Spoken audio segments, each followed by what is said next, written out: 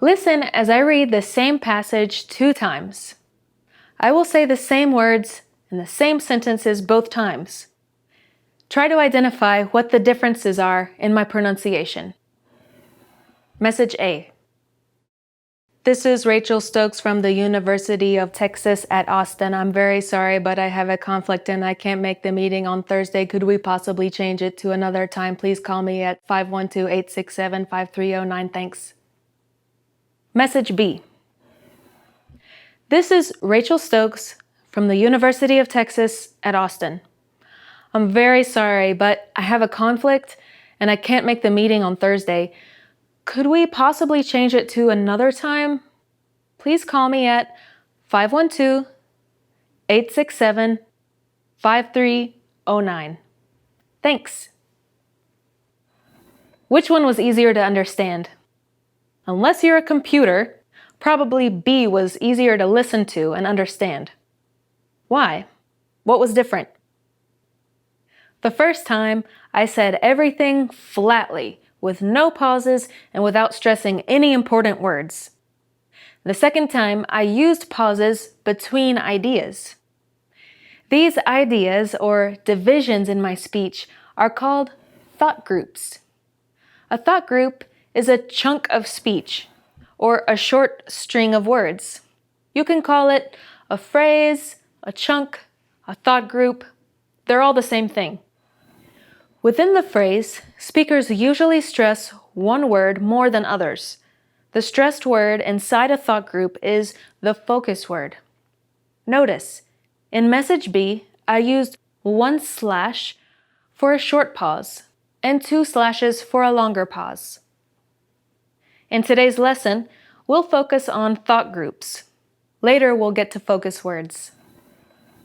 So, why is understanding thought groups important? Well, the clearer you make your speech, the easier it will be for listeners to understand you. Using pauses between thought groups also makes it easier to keep people's attention. I frequently interview non-native speakers of English in order to place them in a listening speaking class that's the right level for them. The interviews are short and usually less than 10 minutes. If the speaker does not pause between thought groups, it becomes very difficult for me to stay focused on what he or she is saying. Even if the person uses lots of vocabulary and excellent grammar, speech that does not have pauses is hard to follow. And soon, I start falling asleep or thinking about other things. On the other hand, if a speaker has limited vocabulary and grammar that is less than perfect, he or she can really engage me and keep my interest just by speaking with pauses between thought groups.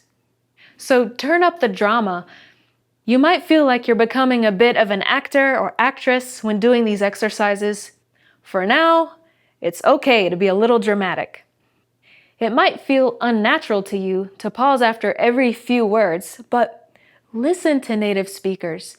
The closer you pay attention to native speakers, the more you'll realize that pauses are everywhere, and they make the speaker's meaning clearer. Okay, here are 2 keys to identifying thought groups. 1.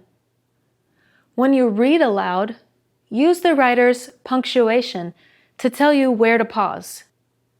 Pause when you see commas, periods, semicolons, colons, and parentheses. 2. When you speak, there is no punctuation, so use the grammar as your guide. For example, pause after noun phrases, verb phrases, prepositional phrases, and clauses. Do you have to divide every sentence into thought groups? No.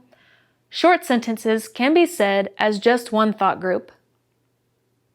Our goals today are: 1.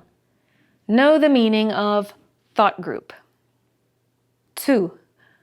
Identify and mark pauses in the speech of native speakers. 3. Imitate native speakers' use of thought groups.